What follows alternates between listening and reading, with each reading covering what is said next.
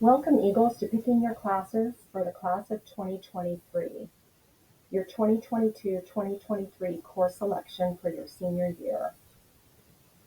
We're going to discuss today your graduation requirements, do a transcript review with GPA, A3g requirements, college admissions test, summer school, and your senior year course selection. This is just a chart that shares with you what the requirements are for your graduating class. Remember, since we changed to a block schedule, you will need 250 credits to graduate. You need 40 credits of English, 35 credits of social science, which is American government, econ, social studies, U.S. history, world history. You need 3 years of math, and you need to complete through IM2 at a minimum. 3 years of a science. One must be a life science and one a physical science. PE, 2 years of PE, a health class, 2 years of a world language, and 1 year of a visual and performing arts or a career technical education class. This is what your transcript should look like.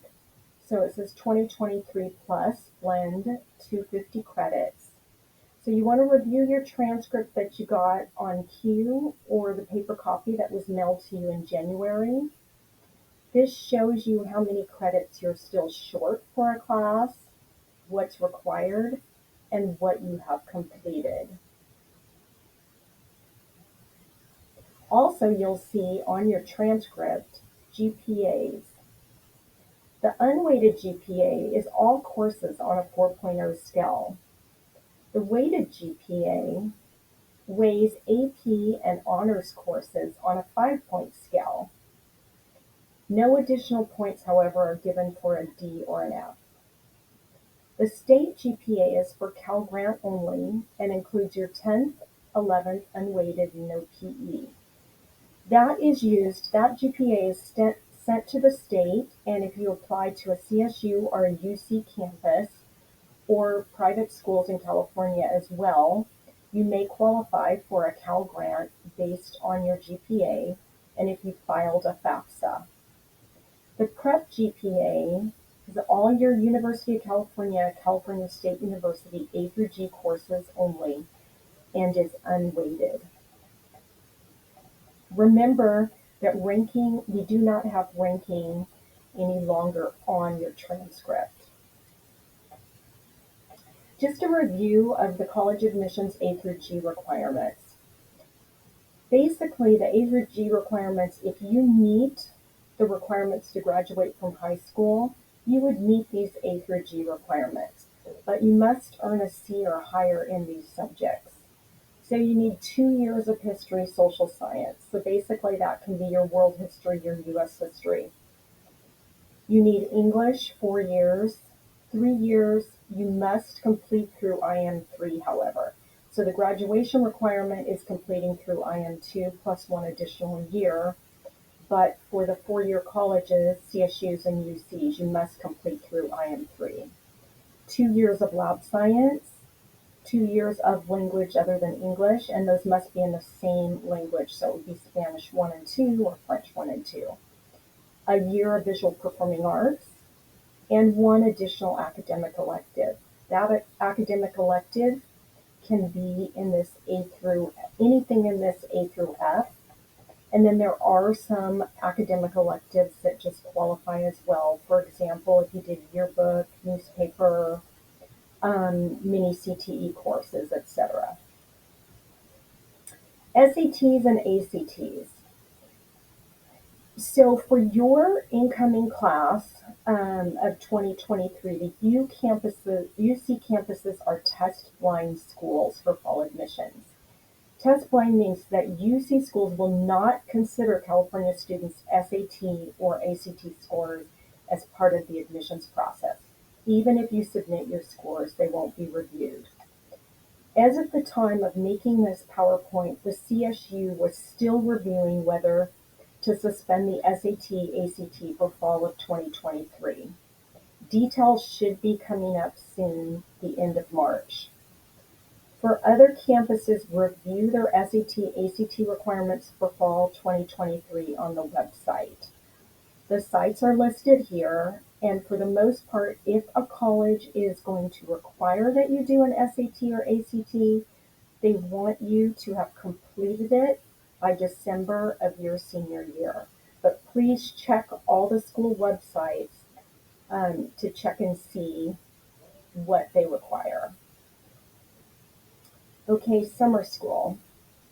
If you are needing to go to summer school, priority 1 is given to those students needing to make up a failed class or repeat a class to meet an A3g requirement. Priority 2 is for students who have impacted schedules. To have an impacted schedule, you must have entered 8 classes on queue and show there is no room for the course you want to take in summer school to fit into your fall 2022, spring 2023 schedule.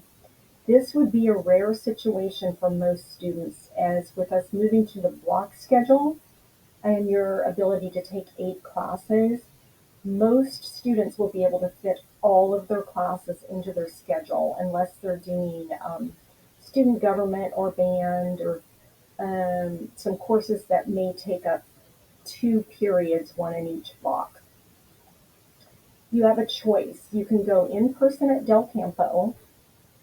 Session 1 is June 14th to July 1st. Session 2 is July 5th to July 22nd, and it's Monday through Thursday, 8 to 2 p.m. Or you can do online Apex classes or a paper packet, and it's the same session dates as above. Also, Options for Youth has summer school.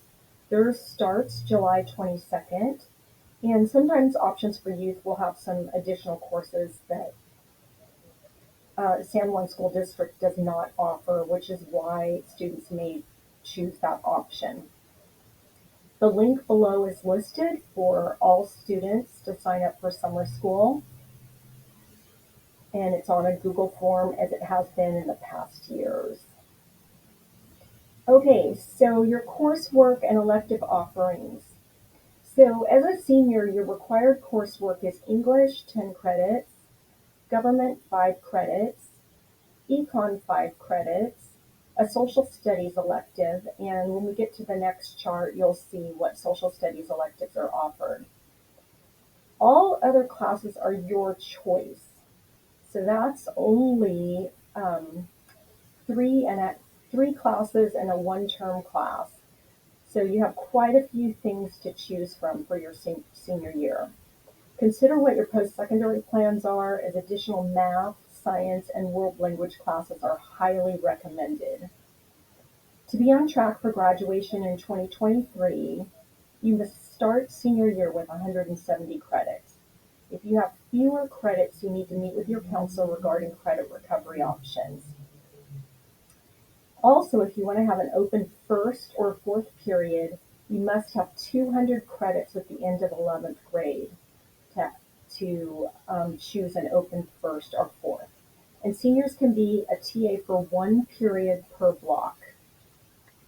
Okay, so you also see on the website this registration worksheet, and this is just for your use. You can download it if you want to, or you can just look at it on the site. There's also going to be a course description book available on the website. So if you're looking at these courses and you're wondering, what is Gothic literature? Would that be interesting to me? Do I want to take the class? You can look it up in the course description book. So you're going to choose an English class. CSU Expository Reading and Writing, that is the standard senior English class. Gothic literature, that's a class taught by Mr. Marshall. You can look it up in the course description book if you want more information. AP English Literature and Composition, or AP Seminar. You can also choose social studies.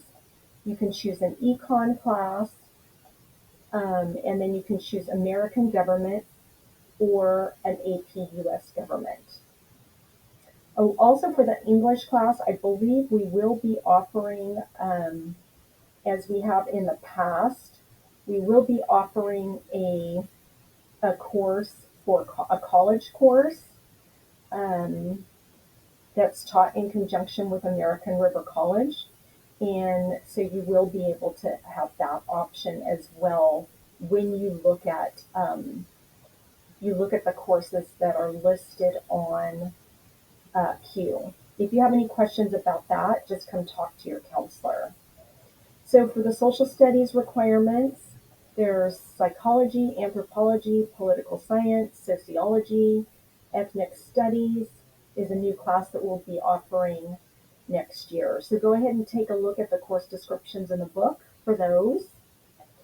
And each of those are just one term. So you could choose two of those, or you can choose one, and you can choose a one-term class such as American Film, Creative Writing, or a TA class, or you could choose the year-long AP Psychology class.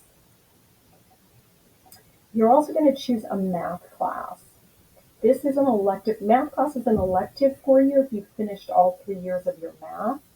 However, if you have not, you must take a math class for graduation, but it's strongly recommended that you take a year of math senior year if you're planning on going on to any kind of college, community college, four-year college, etc., because it will be helpful to you.